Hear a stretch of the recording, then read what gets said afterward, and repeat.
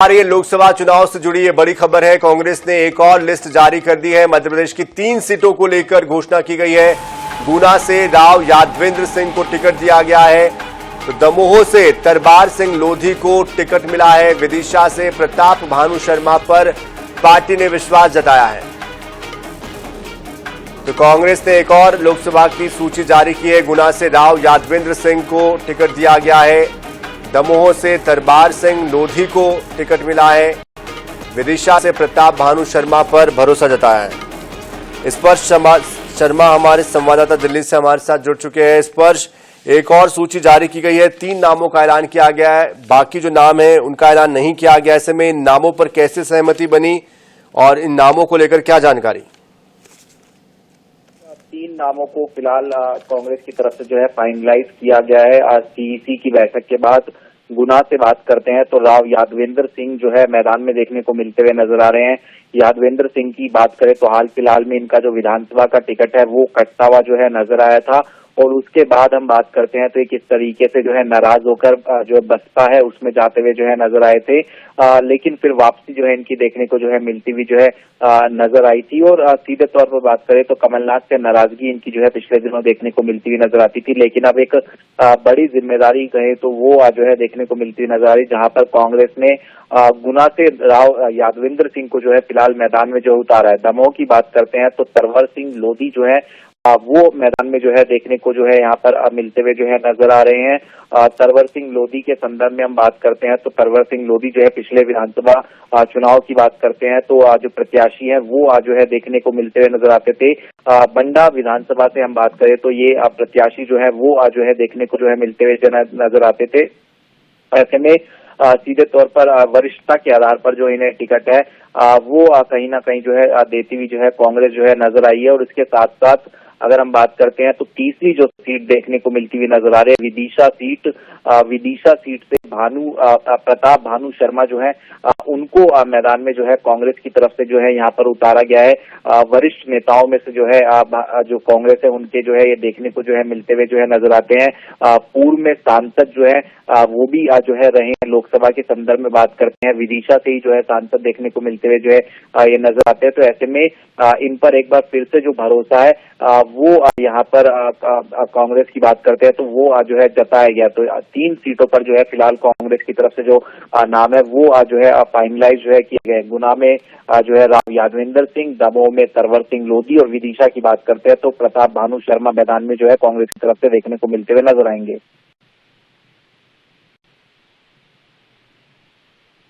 लेकिन ये भी आपसे समझना चाहेंगे इस पर, जिस तरह के नाम सामने आए हैं, अब शायद 1 या 2 सीटों पर नाम बचे हुए हैं, उनको लेकर क्या जानकारी सामने आ रही है?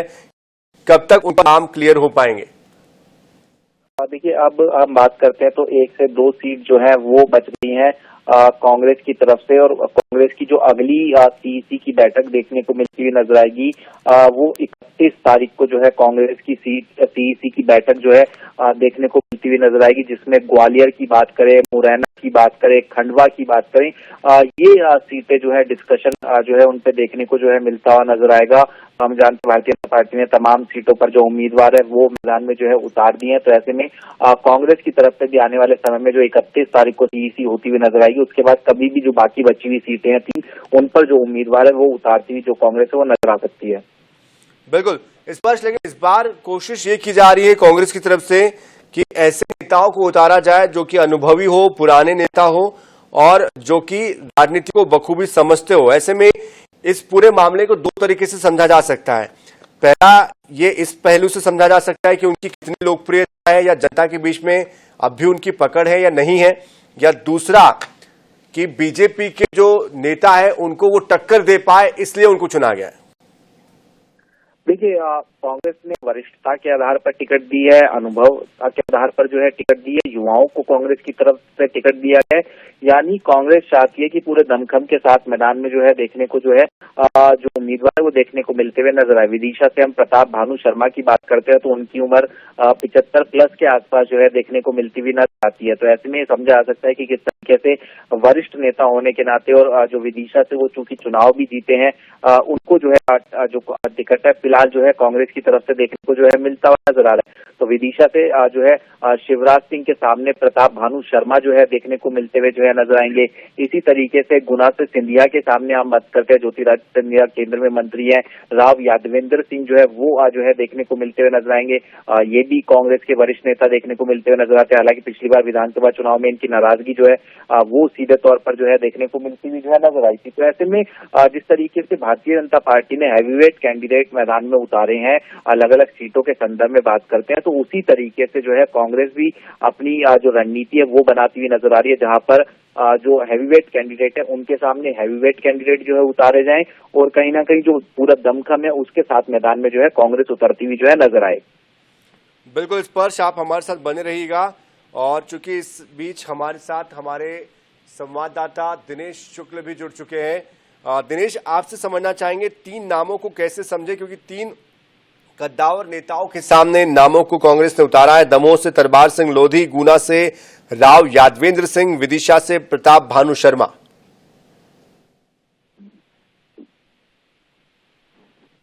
से बुजुर्ग नेता हैं, वरिष्ठ नेता है कांग्रेस के। INS 24/7 ने पहले ही उनके नाम को लेकर घोषणा की थी, उनके नाम को लेकर कहा था कि प्रताप भानु शर्मा पूर्व मुख्यमंत्री शिवराज सिंह चौहान के सामने चुनाव लड़ेंगे और उनके नाम पर मोहर लग गई। और राव यादवेंद्र सिंह की बात करें तो देशराज सिंह जो यादव थे उनके पुत्र हैं राव यादवेंद्र सिंह, और बड़े यादव नेता में उनका नाम गिना जाता है। उनके पिताजी जो हैं वो लगातार बीजेपी से विधायक रहे हैं, लेकिन पिछले बार उनका जो है मोह भंग हो चुका था उन्हें पिता की मृत्यु के बाद, इसलिए उन्होंने कांग्रेस ज्वाइन की थी। और तरवर सिंह लोधी की बात करें तो दमोह से तरवर सिंह लोधी, चूंकि लोधी बहुल क्षेत्र माना जाता है ये, और यही कारण है कि वहां से एक लोधी समाज के व्यक्ति को टिकट दिया गया है। तो एक संतुलन बनाने की कोशिश कांग्रेस ने इन तीनों टिकटों के द्वारा की है। अभी 3 टिकटें और बाकी हैं जिन पर घोषणा होनी है, लेकिन ये जो सबसे चौंकाने वाला नाम था प्रताप भानु शर्मा का, वो विदिशा से पहले सांसद भी रह चुके हैं 80 से 84 के बीच, और वरिष्ठ नेता माने जाते हैं, वरिष्ठ उपाध्यक्ष भी मध्य प्रदेश कांग्रेस कमेटी में रहे हैं। तो ये लिस्ट जो है ये संकेत देने की कोशिश है कि जहां युवाओं को मौका दिया गया है यादवेंद्र सिंह, राव यादवेंद्र सिंह जैसे व्यक्ति को, तो वही बुजुर्ग लोगों का भी सम्मान पार्टी ने रखा है और उन्हें भी टिकट देकर मैदान में उतारा है। जी बिल्कुल, लेकिन जिस तरह की दमोह की सीट है, गुना या विदिशा की सीट है, ये ऐसी सीटें हैं जो कि हाई प्रोफाइल सीटों में आती है। ऐसे में किस तरह का मुकाबला होता हुआ आप देख पा रहे हैं कि इतने कद्दावर नेताओं के सामने कितनी चुनौती दे पाएंगे, किस तरह का मुकाबला हो पाएगा, ये भी अपने आप में एक विश्लेषण वाली बात है। बिल्कुल, मैं आपको बताऊं कि मध्य प्रदेश में 29 लोकसभा सीटें हैं और इन 29 लोकसभा सीटों में से 28 बीजेपी ने जीती थी पिछले बार, और उन पर 28 जो है सांसद मध्य प्रदेश से जीत के गए थे। मोदी सरकार में कई मंत्री भी बने। तो अब एक सीट मात्र छिंदवाड़ा, जहां से नकुल नाथ कांग्रेस के सांसद थे, वो चुनकर गए थे, और अब कांग्रेस के सामने ये चुनौती है कि वो अच्छा प्रदर्शन करे, क्योंकि जिस तरह से विधानसभा चुनाव में उसको मुंह की खानी पड़ी है। लेकिन ऐसा कहा जा रहा है कि जिस तरह से उम्मीदवार का चयन लोकसभा चुनाव के लिए किया गया है, राजगढ़ से दिग्विजय सिंह उतारे गए हैं, रतलाम झाबुआ सीट से पूर्व केंद्रीय मंत्री कांतिलाल भूरिया को उतारा गया है। अब ये जो 3 टिकट आए हैं इनमें भी वरिष्ठता और युवा समन्वय देखने को मिला है। तो कहीं ना कहीं ये माना जा रहा है मध्य प्रदेश में कि 4 से 5 सीट पर जो बड़ी टक्कर देखने को मिल सकती है इस चुनाव में, और ऐसा भी हो सकता है कि मध्य प्रदेश में जो एक सीट अभी तक कांग्रेस के पाले में थी वो बढ़कर 2 या 3 हो जाए। जी बिल्कुल, दमोह जो सीट है ये आदिवासी बहुल इलाका है, ऐसे में यहाँ पर लोधी समाज की भी बहुलता है। सामाजिक तौर पर यहाँ का जो समीकरण है वो किस तरह का है, कैसे इसको देखे, कितना इसका गहरा इम्पैक्ट पड़ेगा? देखिए, मैंने जैसा कि बताया कि दमोह सीट पर लोधी समाज का वर्चस्व है। यही कारण है कि बीजेपी ने भी लोधी समाज के व्यक्ति को ही टिकट यहाँ से दिया है, युवा है, उनको टिकट दिया है, तो सरवर सिंह के रूप में कांग्रेस ने उतारा है। तो जातिगत जो लड़ाई है वो यहाँ पर देखने को मिलेगी, और अपने आप में दमोह सीट से जो है पिछले बार जो है पटेल जो है अभी वर्तमान में मंत्री हैं, उनको वो सांसद थे प्रहलाद पटेल, अब उनको प्रदेश में जिम्मेदारी दी गई है, कैबिनेट मंत्री हैं डॉक्टर मोहन सरकार में। तो ये सीट जो थी, अब इस पर किस तरह से का प्रदर्शन होता है, किस तरह का प्रदर्शन बीजेपी करती है, देखने वाली बात होगी। लेकिन जो दो लोधी समाज के व्यक्ति हैं, दो लोधी समाज के नेता हैं, वो आपस में इस चुनाव में लड़ते हुए नजर आएंगे। जी बिल्कुल दिनेश, आप हमारे साथ बने रहिएगा। स्पर्श भी हमारे साथ बने हुए हैं। स्पर्श, इस सूची में अगर एक नाम अगर आप गौर से देखें समझे तो एक ऐसा नाम है जो कि हमेशा से सुर्खियों में है पिछले 2 सालों से, और वो नाम है ज्योतिरादित्य सिंधिया का। ज्योतिरादित्य सिंधिया का राजनीतिक करियर अब तक के जो रहा है वो कांग्रेस के साथ रहा है। अब की बार पहली बार ऐसा एक मौका होगा लोकसभा चुनाव में वो बीजेपी की टिकट पर चुनावी मैदान में होंगे। किस तरह की परिस्थितियां आप देख पाते हैं, किस तरह से राजनीति जो है वो राष्ट्रीय स्तर पर और प्रादेशिक स्तर पर दिखाई देती है?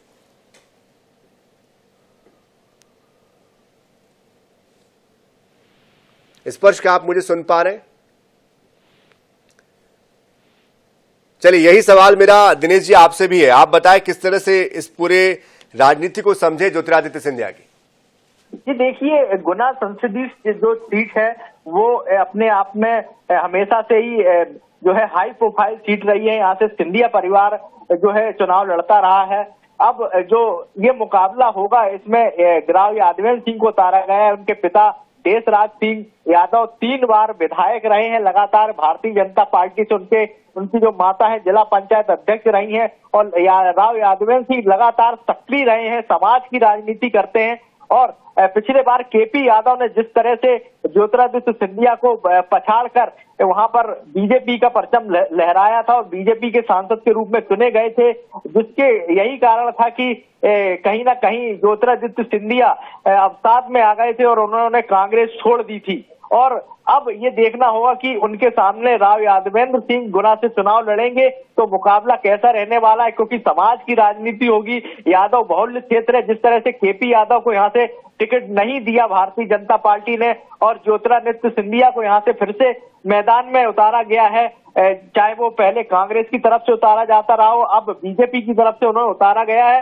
तो जिस तरह से समाज की राजनीति, यादव समाज की राजनीति, पिछड़ा वर्ग की समाज की राजनीति गुना में होती रही है, उसको लेकर भी अब ये देखने को समीकरण मिलेंगे कि किस तरह का मुकाबला होता है ज्योतिरादित्य सिंधिया और राव यादवेंद्र सिंह के बीच। क्योंकि केपी सिंह को जब टिकट नहीं दिया गया तो पूरे समाज में एक आक्रोश था, यादव समाज में आक्रोश था, देखने को मिला था। लोग जो केपी यादव को जानते भी नहीं थे, उनका भी ये कहना था कि गलत किया गया है, ज्योतिरादित्य सिंधिया को वहां से टिकट देकर एक बार फिर से केपी यादव को टिकट देना चाहिए था। मुझे लगता है कि कांग्रेस ने भी ये कोशिश की होगी कि केपी यादव उनके पाले में आ जाएं। जब बात नहीं बनी तो अब उन्होंने राव यादवेंद्र सिंह को यहाँ से उतारा है। मुकाबला यहाँ पर दिलचस्प होने वाला है और गुना जो सीट है हाई प्रोफाइल सीट मानी जाती रही है और यहाँ पर हाई प्रोफाइल मुकाबला ही आपको इस लोकसभा चुनाव में देखने को मिलेगा। बिल्कुल, क्योंकि आपने केपी यादव का जिक्र किया है इसलिए मैं भी जरा इसमें आगे आपको और बढ़ाना चाहता हूं।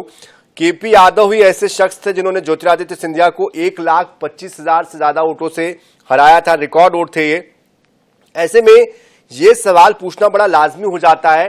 कई मर्तबा हमने देखा है केपी यादव और ज्योतिरादित्य सिंधिया के जो समर्थक है या एक तरीके से उनके बीच जो टसल अंदर खाने चलती है, एक तरीके का जो गुट चलता है, उसका इम्पैक्ट समारोह में, आयोजनों में, निमंत्रण पत्रों में, आमंत्रण पत्रों में दिखाई देता है।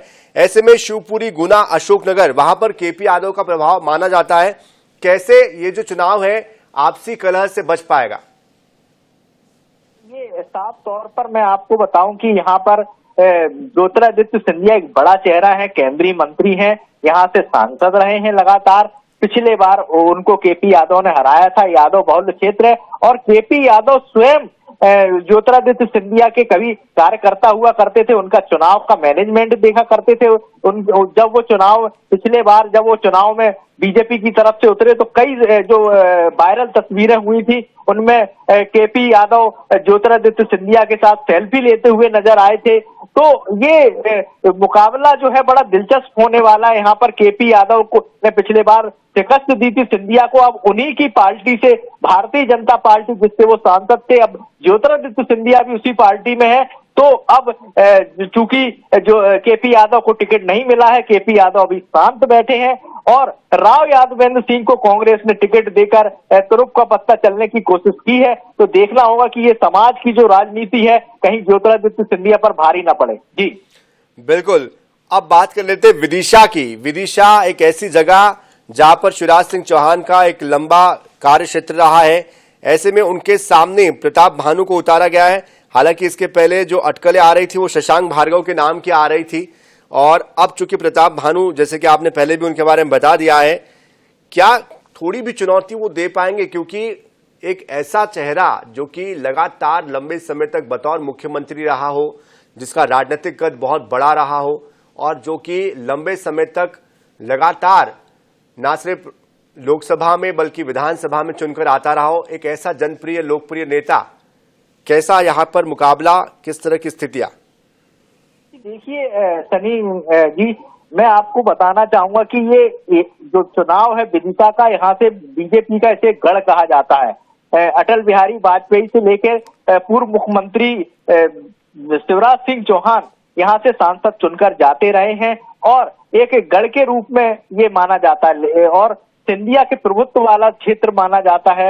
यहाँ पर सम्राट अशोक टेक्निकल जो विद्यालय है यहाँ पर, वहां पर जो है बाहर से लोग आकर पढ़ाई करते हैं और एक बड़ा क्षेत्र माना जाता है। जो विदिशा का जो लोकसभा क्षेत्र है ये बुधनी तक पड़ता है, तो ये एक बड़ा क्षेत्र है।